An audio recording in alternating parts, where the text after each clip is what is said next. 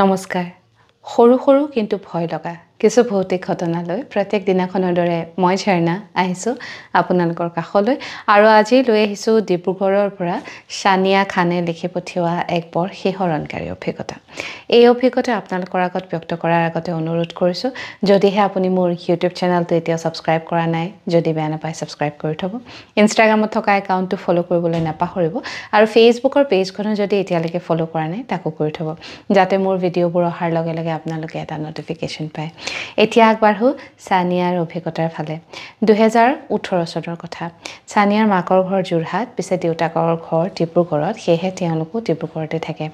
ডিব্ৰুগড় ইউনিভাৰ্চিটিৰ একেবাৰে গাতে লাগি তেওঁলোকৰ এটুকুৰ মাটি আছিলে তেওঁলোক প্ৰথমে বেলেগ এটুকুৰ ঠাইত থাকিছিলে কিন্তু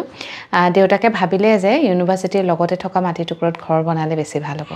সেয়েহে তেওঁলোক মাটিৰ ওচৰে এটা ভাড়া ঘৰলৈ আহিলে যেহেতু ঘৰ বনাব গতিকে দেউতাকে সদায় চাই থাকিব লাগিব বুলি তেওঁলোক ওচৰলৈ আহিলে ভাড়া ঘৰটো মানে বিল্ডিং এটা আছিলে ফাৰ্ষ্ট ফ্ল'ৰত গোটেই ভাড়া ৰুমবোৰ আছে আৰু বাকি ফ্ল'ৰবোৰ বনোৱা নাই কেৱল ছাদখন দি থোৱা আছে ফাৰ্ষ্ট ফ্ল'ৰৰ ওপৰ ছাদখন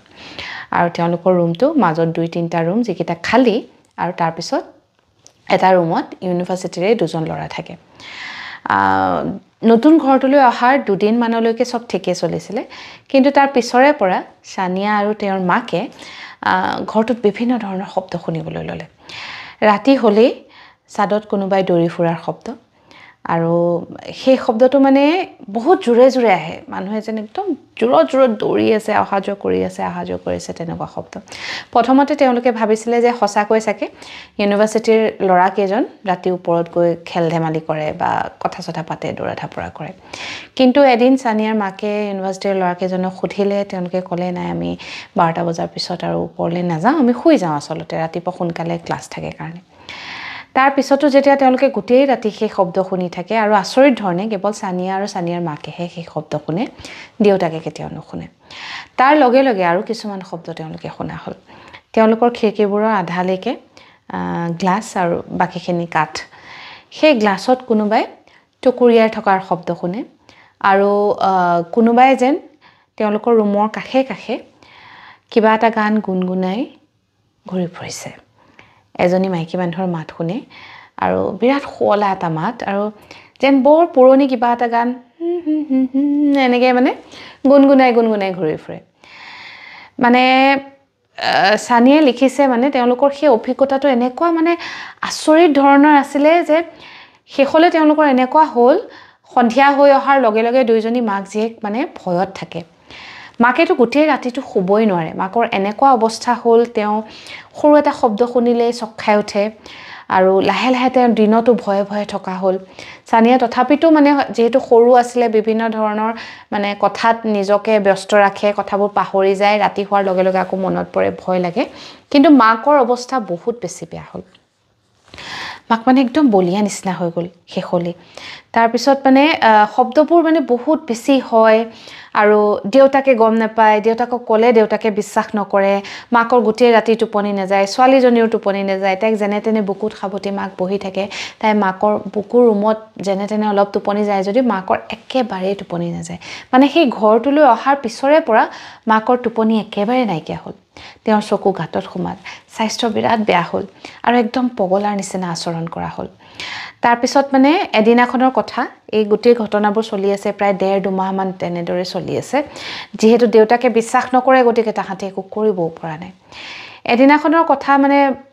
সানিয়াই লিখিছে যে আল্লাহৰে কিবা কৃপা আছিলে চাগে দেউতাকে সেইদিনাখন ৰাতি প্ৰায় 1:30 মান বজাত সাৰ পালে আৰু তাৰপিছত দেউতাকে সেই গোটেই শব্দবোৰ শুনিছে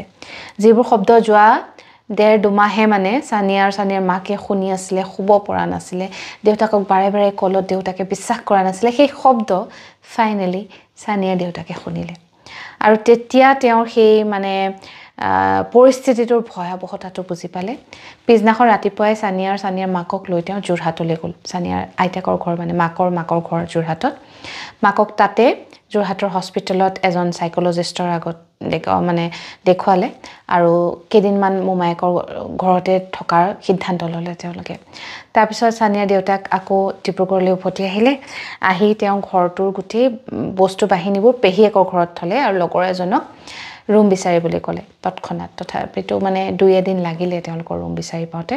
নতুন ৰুম এটা পাই বস্তুবোৰ সেভ কৰিলে যেতিয়া তেওঁ ঘৰ খলাই আছিলে তেতিয়া ঘৰ খলাওতে ওচৰ চুবুৰীয়া মানুহে মানে ফাইনালি তেওঁৰ লগত কথা পাতিছে আৰু তেওঁ সুধিছে যে আজি ইমান দিন আপোনালোক এই ৰুমটোত কেনেকৈ থাকিলে তেতিয়া সানিয়াৰ দেউতা কবাক যে কি হ'ল কিয় কৈছে আপোনালোকে তেতিয়া তেওঁ সুধুতে গম পালে সেই ঘৰটোত প্ৰায় 6 মাহ মান আগতে এগৰাকী মহিলাই আত্মহত্যা কৰিছিলে গিৰিয়েকৰ লগত কিবা কথাৰ কটাকটি হলত পৰিস্থিতি ইমানেই বেছি বেয়া লৈ গ'ল যে তেওঁ শিৱজুৰিলৈ আত্মহত্যা কৰিলে আৰু তাৰ পিছৰে পৰা সেই ঘৰটোত আজিলৈকে কোনো থাকিব পৰা নাই এই তাৰ পিছতে প্ৰথম সানিয়াহঁতৰ পৰিয়ালটো প্ৰায় 2-2.5 মাহ থাকিব পাৰিলে এই কথাটো শুনাৰ পিছত আসলতে সানিয়াৰ দেউতাকে নিজৰ ভুলটো বুজি পালে যে তেওঁ একেবাৰে সুস্থ ঘৈণীয়েকজনীৰ অৱস্থা কি হ'ল তেওঁ যদি আগতে তেওঁৰ কথা বিশ্বাস কৰিলেহেঁতেন হয়তো চাগে তেওঁৰ ঘৈণীয়েকৰ ইমান দুৰৱস্থা নহ'লহেঁতেন আৰু সানিয়াও শেষত লিখিছে যে মানুহে কথাবোৰ হাঁহি উৰুৱাই দিয়ে কিন্তু যেতিয়া তাই মাকে আজিও শোৱাৰ আগতে স্লিপিং টেবলেটটো খাইহে শুবলগীয়া হয় তেতিয়া তাই সেই কথাবোৰ মনত পৰে মাকৰ অৱস্থা ইমানেই বেছি বেয়া হ'ল যে তেওঁ এতিয়াও মানে মেডিকেশ্যনতে আছে বহুত এতিয়া সুস্থ হৈছে বাকি একো তেওঁৰ নাই কিন্তু এতিয়াও কেতিয়াবা তেওঁ চক খাই উঠে আৰু ৰাতি টোপনি নধৰে সেয়ে স্লিপিং টেবলেট খাই শুবলগীয়া হয় বৰ বেলেগ ধৰণৰ এটা ঘটনা সানিয়াৰ পৰিয়ালৰ লগত ঘটিলে 2018 চনত কিন্তু তাৰ ভয়াৱহতা তেওঁলোকৰ জীৱনত আজিও বিৰাজমান ঘটনাটো শুনি পিছে আপোনালোকে কেনেকুৱা পালে জনাবৰ কাৰণে ভিডিঅ'টোৰ তলত কমেন্ট কৰিবলৈ নাপাহৰিব আজি মই যেতিয়া দিনত মানে কথাবোৰ ভাবি আছো যে মই ইমানবোৰ ভৌতিক ঘটনা পঢ়িছো ইমান মানে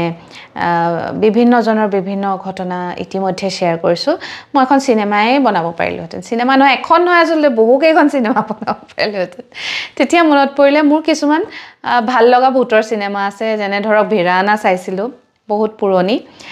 যদি চোৱা নাই চাব বিৰাট ভয় লগা এখন সিনেমা তাৰ পিছত সেই সিনেমাখনত এটা বৰ অদ্ভুত ঘটনা হয় এক্ট্ৰেছ গৰাকীৰ নাম আছিল নিকিতা আৰু তেওঁ ৰাতি 12টা বজাত গা ধুবলৈ যায় আৰু তেতিয়া ভূত আহে ৰাতি 12টাত কিয় গা ধুবলৈ যায় মই আজিও বুজি নাপালো হেখন আছিল তাৰছত ৰাজ ফিল্মখন চাইছিলো 1920 কেখনমান বৰ মনত থকা হিন্দী সিনেমা আছে ভূতৰ ভয় লগা সিনেমা